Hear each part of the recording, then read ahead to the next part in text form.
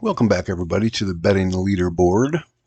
Vegas 85 recently wrapped up, so we're back to go through the fights to see how our handicappers did and to see how the newly crowned B.L.A.B.S betting system did for us. Why waste any time? Let's go. The first fight of the night featured heavyweights Thomas Peterson and Jamal Pogues. Decent action to start for lower tier heavyweights. Pogues was active, front kicks, calf kicks, thudding straights to the face, and pretty good takedown defense. For Peterson, getting the game to the floor wasn't happening right away, so they began exchanging on the feet. Pogues came out strong again to start the second, with sound effects even, but seemed to gas about midway through. Peterson didn't have much success at all, except for, interestingly enough, both times after he fouled, one groin kick, one eye poke, I believe, stopped the action. And then when they got back in, he had his probably strongest 45 seconds after each one of those.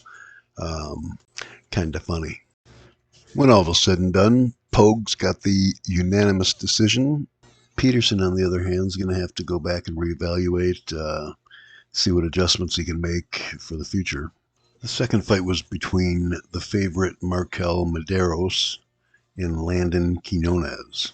Seemed like Quinones was able to kind of stun him right away, and Medeiros was missing a lot of his punches.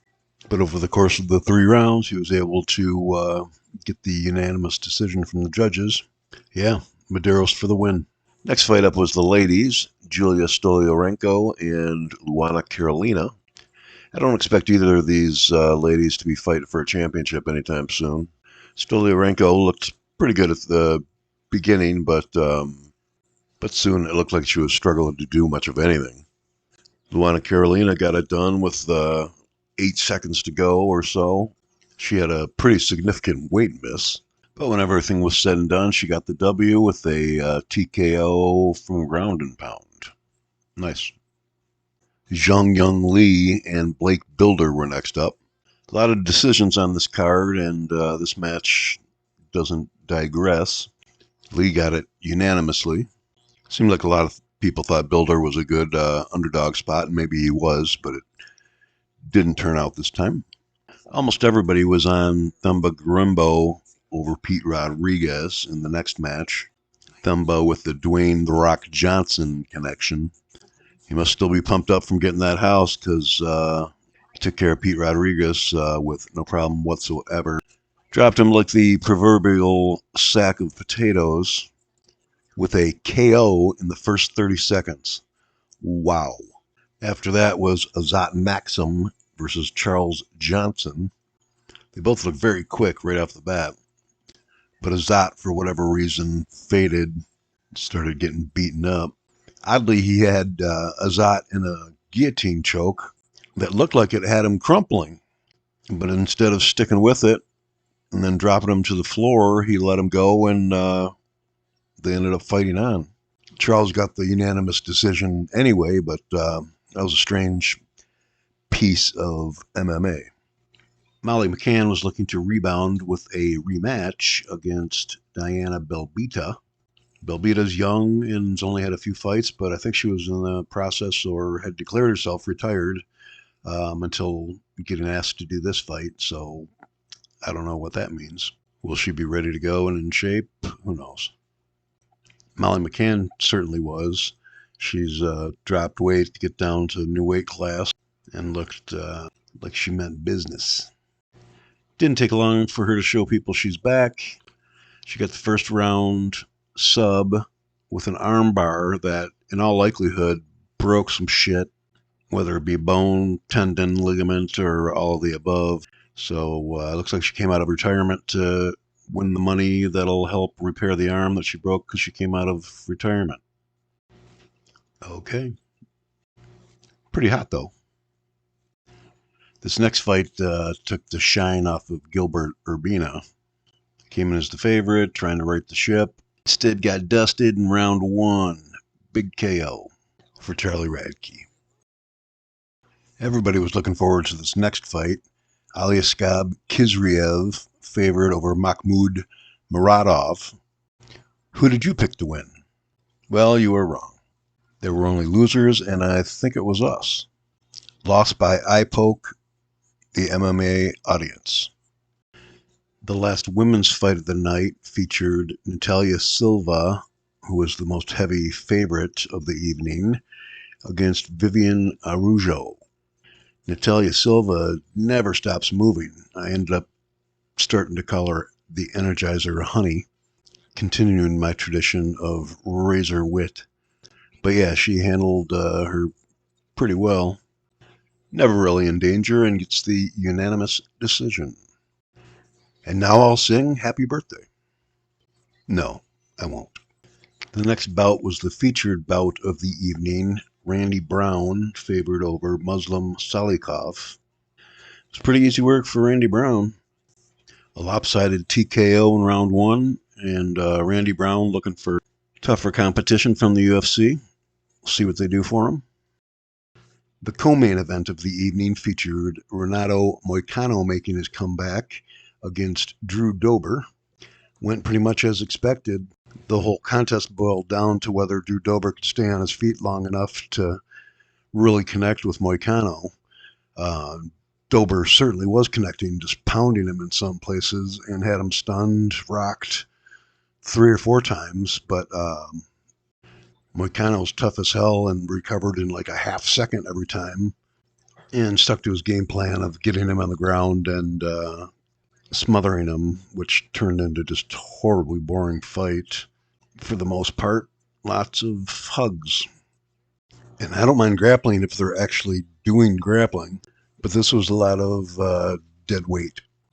But more power to him. Came out with a victory, unanimous decision, and that's that.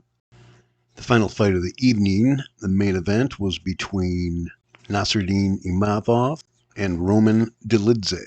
This was the perfect cap to a mediocre card, as it was just another hug fest. I was pretty disappointed in Herb Dean in this one. Imavov literally beat the hell out of Dolidze, had him slumped to the ground, pounding on his head probably 15, 20 times unanswered, but Dean never stopped it. And then when they came out in the following rounds, both gassed, one because he threw enough punches to break through granite, and the other because he was the granite that got broken through. Herb had the nerve to yell at him for not doing enough action. But Imavov got the decision, a majority decision of all things, because one guy had it scored a draw like an idiot. There was a point taken away from Imavov for a head kick to the, well, I guess the head. Well, Dolidze was grounded, quote unquote. It was another one of the just put the hands down and pretend I'm safe things that they're about to change with the rule change. I think they're going to mandate that you either have a knee or an elbow or something else down. Even if you're leaning on your hand, it's not going to be enough. But even with the point deduction, the scoring was ridiculous. Imavov in a snoozer. Well, that's it for the fight recap. Now we get to the good stuff. So, our handicappers. First, we'll see how we left them from last week. Pardon me, 2 weeks ago. And then we'll go through the fights and see who picked who and how the results are going to affect them without my talking, which is a bonus. Remember, we get our lines that you just saw in the last section, either on Sunday or Monday from DraftKings. This is when the guys put out their picks, so that's when I get the lines. And then those are what we use for the results for the week. We pretend they wagered $100 on each one of the fights, and then take a look at the results. So, although it's not a reflection on how they might do with their own personal bets, we can certainly use it for comparison purposes between the guys. And they do pick every fight, so these are their picks. Obviously, as a bettor, they look for the right spots.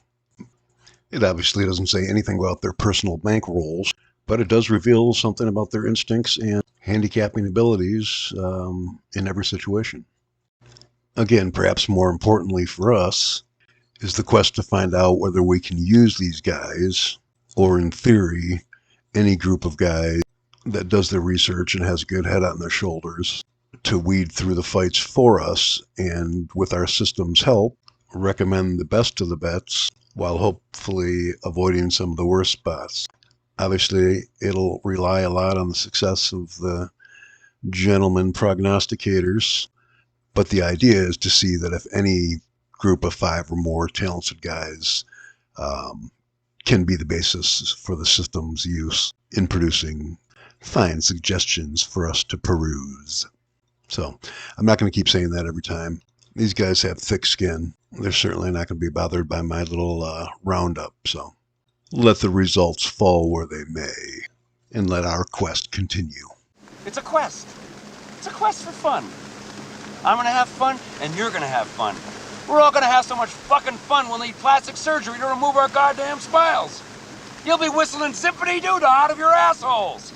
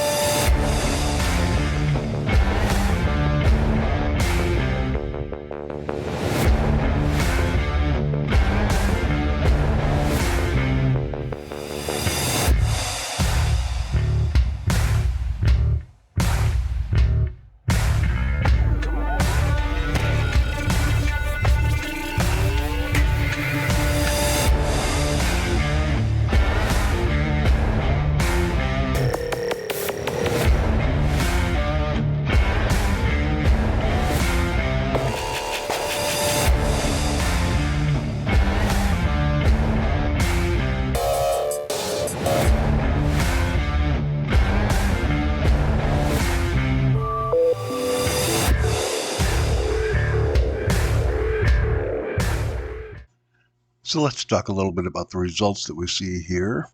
We'll start with the MMA experts. They had a tough time of it, falling from 4th to 5th. They went 5 and 7. The 12 fights that happened, one was a no decision.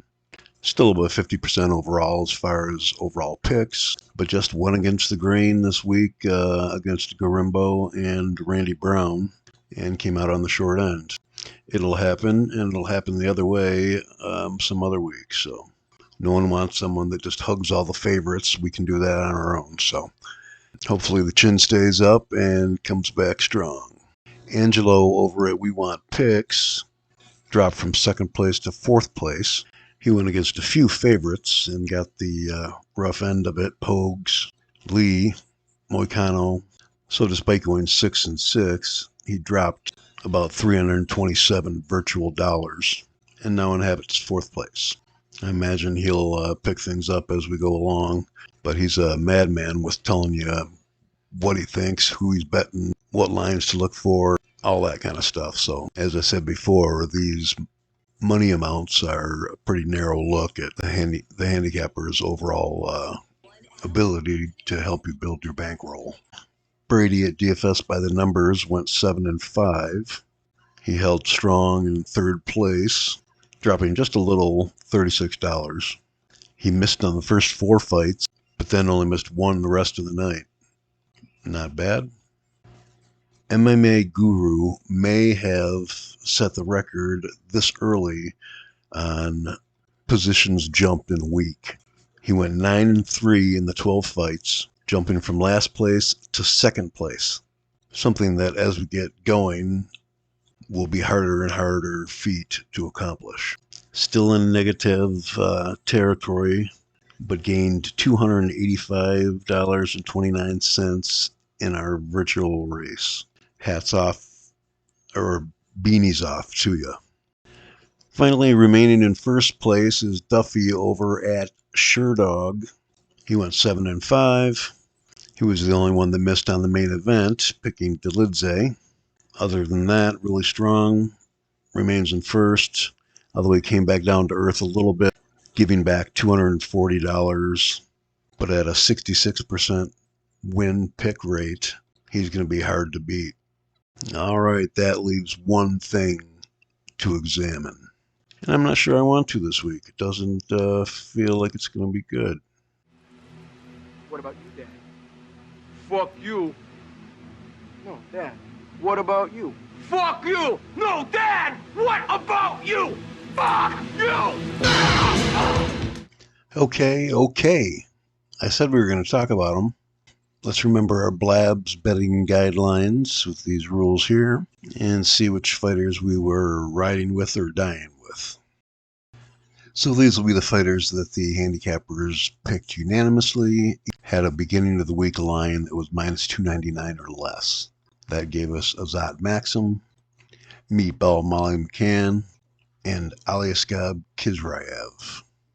Of course, the Khizriev fight was a no decision because of a scratched cornea from an eye poke, so that one's out of there.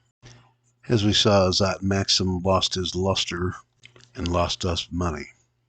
Molly McCann won as she was supposed to, but being the second biggest favorite on the card doesn't bring a whole lot of return for your $100 investment. The return was $37.74, but we'll take it. This is a good lesson on going 1 for 1 is not the same as breaking even when you're playing favorites. It's hard not to notice that this will be the second time that we've lost with these unanimous picks. So we'll have to think on it. The first thing that comes to mind is our handicappers can't go too wild if they want to retain subscribers. So a lot of times it's easier or safer to justify the favorites than trying to go out on the limb with the doggies. But the idea is if they're all 5 of them picking the same fighter, you'd think it'd be pretty safe. If there was any chance that the other guy was going to take it, you think out of 5 people, one of them would, go the other way. And that's where we get into the safer zone of, looking for better odds and stuff like that. So we'll stay the course for now, but this is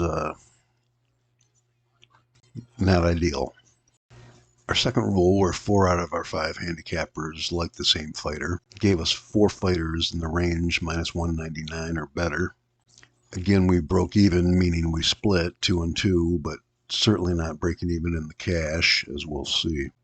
Lost with Peterson, won with Medeiros, lost with Stolyarenko, won with Imavov.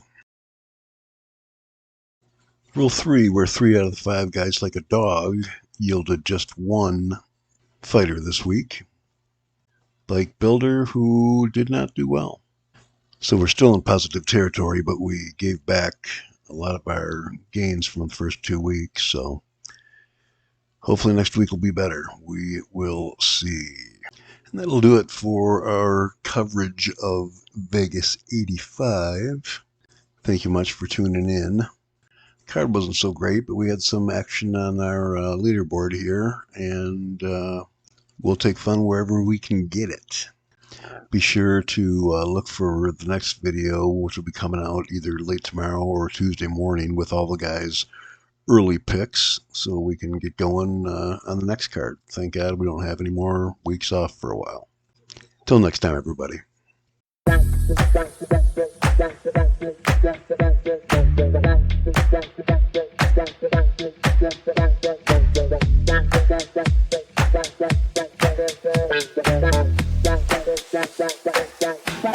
Bye.